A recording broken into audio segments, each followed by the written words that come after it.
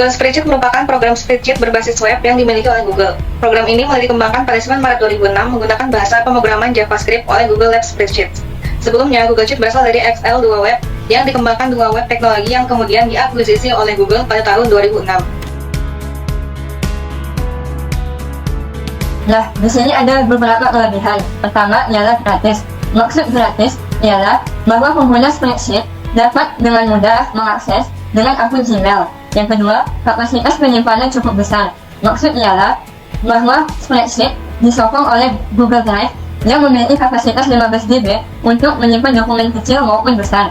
Ketiga, memiliki tingkat keamanan yang baik. Jadi, pengguna spreadsheet dapat membatasi pengguna lainnya untuk mengedit, membuka, atau membuat dokumen. Keempat, support pada beragam browser.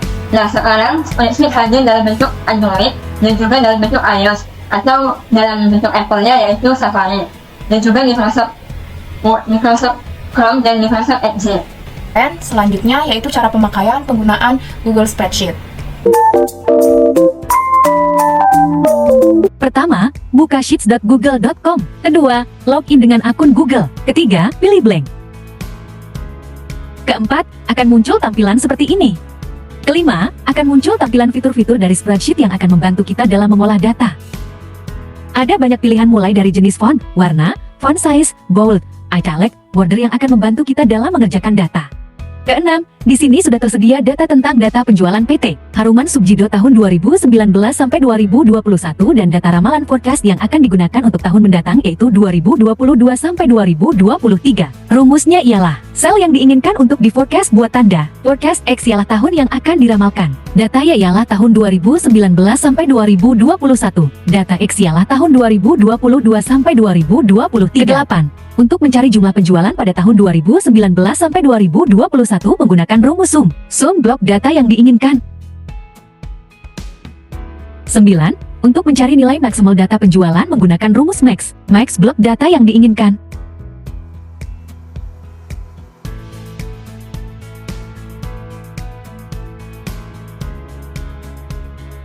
Ke-10. Untuk mencari rata-rata data penjualan menggunakan rumus average. Average blok data yang diinginkan.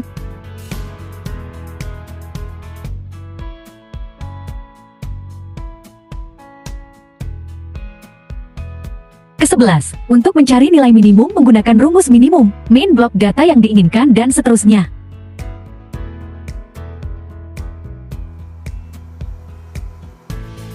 Ke-12. Untuk mencari banyaknya data menggunakan rumus count, count blok data berupa angka. Setelah selesai menginput data, kami mencoba fitur yang ditawarkan spreadsheet seperti menambahkan warna, kotak untuk memvisualisasi data.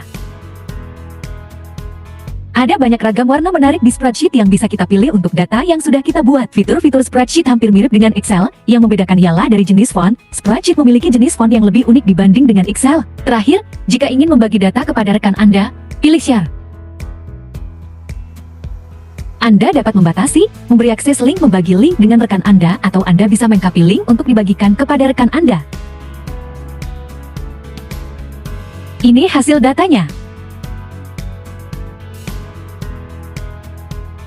SPSS adalah singkatan dari Statistical Package for the Social Science. Pengertian SPSS adalah aplikasi atau software yang digunakan untuk melakukan analisis statistika tingkat lanjut, analisis string, analisis data dengan menggunakan algoritma mesin learning, dan analisis big data yang bisa diintegrasikan untuk membangun platform data analisis. Fasilitas yang tersedia di SPSS. Yang pertama itu ada data editor, berfungsi untuk memasukkan data-data penelitian, melihat hasil analisis yang juga berfungsi sebagai editor data sebelum hasil data dipindahkan ke aplikasi lain. Yang kedua itu ada viewer, yang ketiga itu ada multidimensional pivot tables, fungsinya itu untuk melihat hasil pengolahan data dalam bentuk tabel pivot multilevel. Yang ketiga itu ada high resolution graphics. Graphics berfungsi untuk menampilkan grafik lingkaran, grafik bar, histogram, dan sebagainya dengan kualitas grafik yang terbaik.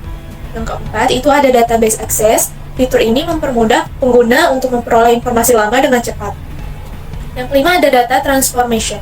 Fitur ini memiliki fungsi utama untuk melakukan perintah add, subtract, merge, split, dan lainnya. Yang keenam itu ada electronic distribution. Fitur ini mempersilahkan pengguna untuk mengirimkan hasil analisis secara daring. Berikut adalah cara pemakaian penggunaan SPSS. Saya akan menjelaskan cara menggunakan SPSS dengan mencontohkan salah satu kegunaan SPSS yang biasa dipakai dalam perusahaan ataupun perkantoran, yaitu membandingkan pendapatan dua perusahaan. Di sini saya telah mendapatkan data dari pendapatan dua cabang perusahaan. Nah, begitu masuk ke SPSS, beginilah tampilannya. Di pojok kiri bawah, terdapat data view dan variable view.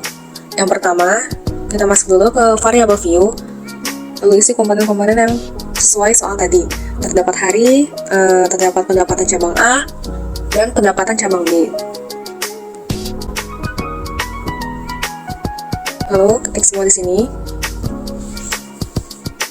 Nah, untuk desimalnya dibuat 0 semua. Lalu untuk measure, hari dibuat nominal, pendapatan cabang A scale, dan pendapatan cabang B itu nominal. Setelah diisi, kita ke data view. Nah, sudah ada yang kita isi tadi, sudah ada hari, ada pendapatan cabang A dan pendapatan cabang B. Lalu diisi manual sesuai data di soal tadi, yaitu harinya dari hari ke-pertama sampai hari ke-15. Nah, begitu juga untuk pendapatan cabang A, diketik semua, diketik manual sesuai data tadi.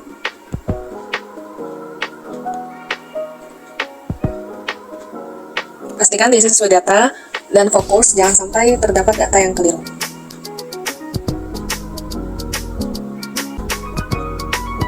Oke, sudah. Setelah data view dan variable view sudah diisi, lalu kita ke bagian analyze, pilih descriptive statistic, lalu pilih export.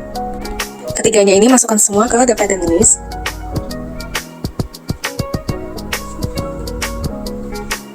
Nah, jangan lupa untuk displaynya pilih bold.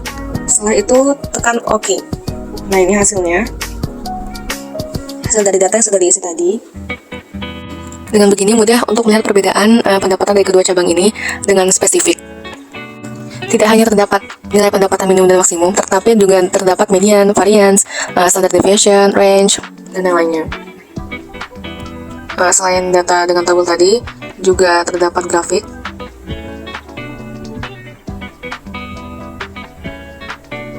Setelah selesai sampai sini, kita juga bisa menyimpannya di laptop dengan menekan File, lalu pilih opsi Save As, dan tekan Save. Tekan Yes. Lalu file tadi sudah tersimpan di laptop. Baik, terima kasih kepada para pemateri yang sudah menjelaskan materinya. Akhir kata, wassalamualaikum warahmatullahi wabarakatuh.